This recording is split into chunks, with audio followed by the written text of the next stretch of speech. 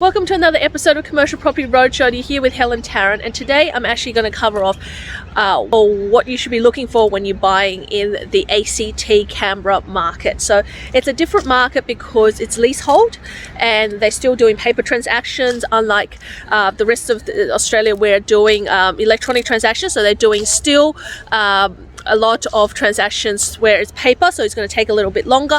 And also the leasehold arrangements, how does that work and how does that impact you as well? So because it's Crown land, so ACT, like around the Brisbane airport, around Sydney foreshores, around Melbourne airport, is basically Crown land. All of ACT is Crown land, so it's treated as a metro property by the banks. So it's a metro investment for you if you're looking for something in a metro area.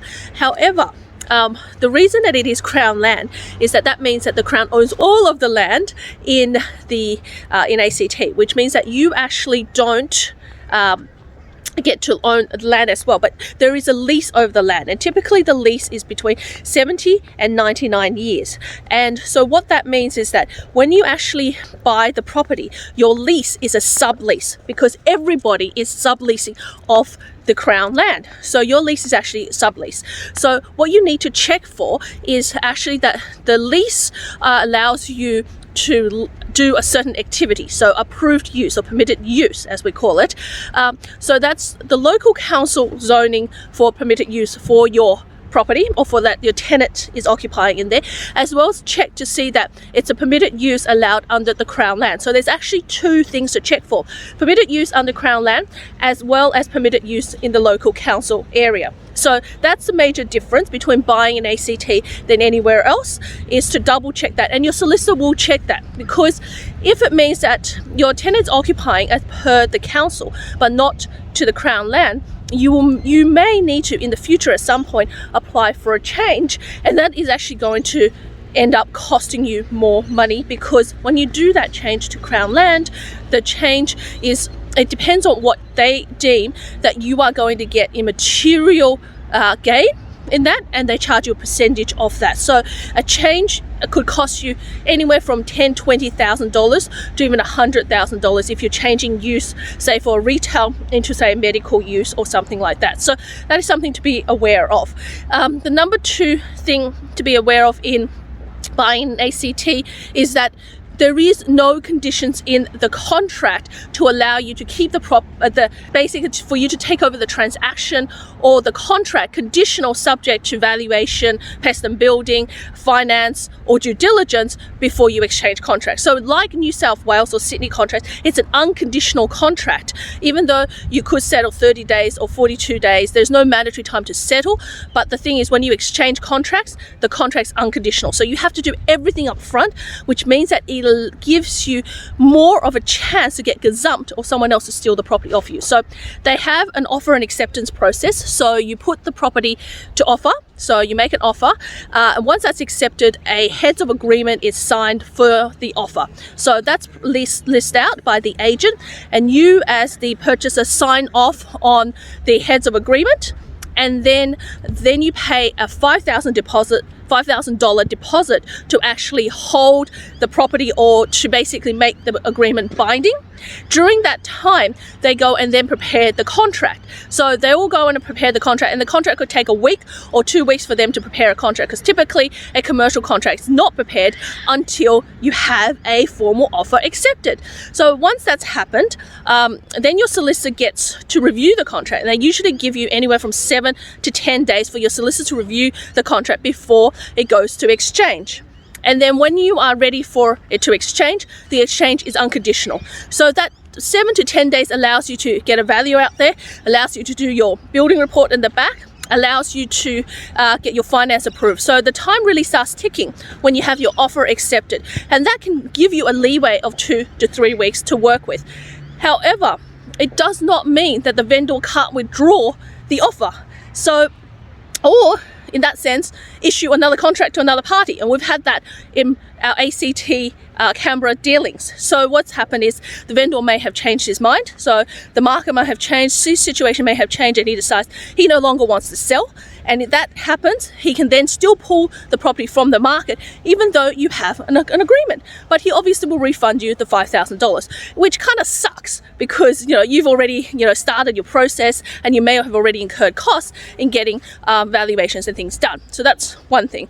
The other thing is, yes, if you are taking too long, or if there is other parties that made an offer subsequent to your offer, your vendor is entitled to issue another contract if they have a contract ready, and it's whoever exchanges contract first gets the property. So that is also unfortunate, which means that you can be gazumped in the process of exchanging contracts in ACT. So there are two risks for you. So got to be aware of that you need to do a lot of the stuff up front and understand the contract, and understand that you need to work against time in order for you to secure a property in the ACT.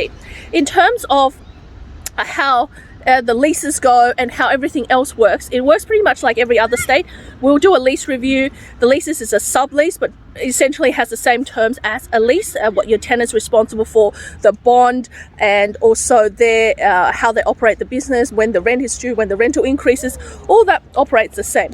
The other thing that ACT has, it's a little bit different from everywhere else, is some of their freestanding properties. So the properties that stand on their own may be part of a strip shop or part of a group of buildings, but treated as blocks. So let's say that you have a strip of shops, like 10 shops together, but it's actually broken up into 3 blocks. So block A, B, and C. And then internally inside A, B, and C, you've got A-1, A-2, A-3, or, AA, which is A, suite A, suite B, A, suite C. So you actually then buy the whole block. So you might buy block A, or they call it block 1, and internally you might have 3 tenancies already split up. Now the way that works is that each of the tenancies are treated as part of your internal tenancy. So you have to buy it as one. So you buy the whole block and you end up having multiple tenants in that block. So it can be a little bit confusing, but the upside of that is usually surround that you've got council and government parking, so you don't need to worry about maintaining parking. Your property is built on the boundary. You are only responsible for your part of it, so there may be no common area electricity, because usually if you build on the boundary, there might be a pavement in front of it or around a side access, and you'll find there'll be street lights maintained by the local council, and there'll be parking up the front or at the back by the local council. So that's a little bit different to if you're buying somewhere else. And then you're responsible really for the maintenance of that property, in that it's got your roofs, your structural issues, and of course like checking for toilet blocks, whether it's a shared toilet block, and usually that's the case when you have multiple tenants in your block, or whether you have internally each one have their own as well. So that's a little bit different. Of course they've got strata as well, which is your typical ground floor retail or office strip space, and upstairs you've got the residential on top. So they've got that, but they've also got this block thing which is freestanding. So that's quite interesting. So you can get a property that is sub 1 mil or between 1 to 1.5 million that is going to be freestanding on this block. And finally, one of the most important things why people invest in the ACT is that it is land tax and stamp duty free. So no stamp duty on properties below 1.6 million, which means that if you have a limited deposit, you can go further with buying in the ACT. You get an extra 5% boost than if you bought in any other state.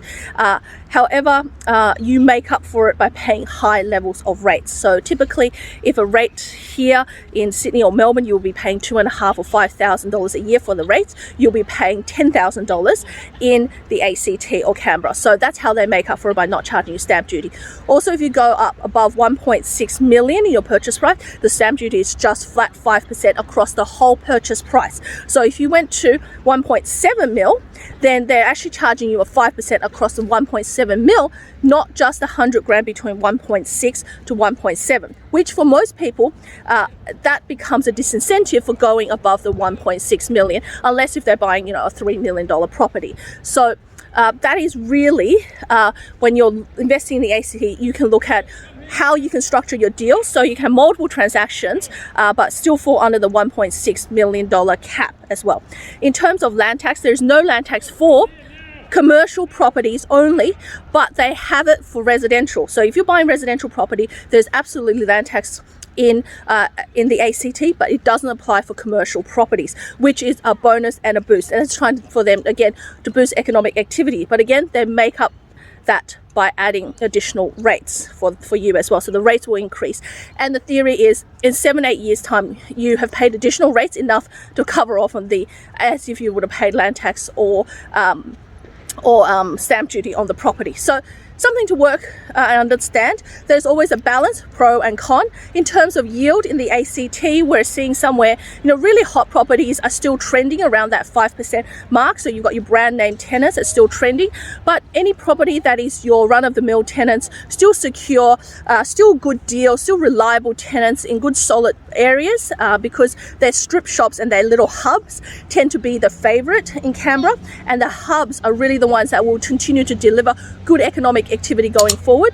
But buying into those areas, you probably expect somewhere around 6 to 6.5%, and you'll get a steal or a bargain if you are actually getting 7%. And sometimes with a 7% property, you will take on a little bit of risk, but in the whole process, as we keep teaching our clients and helping our clients get into properties, we will help you de-risk that during the process of you owning that property. So if you're looking for someone to help you in your commercial property journey, someone to guide you through and buy in different states and diversify your portfolio, come and join us. Check me out at helentarrant.com or email me at helen@commercialpropertycashflow, helen@commercialpropertycashflow.com.au. And I look forward to seeing you in the next video. Bye for now.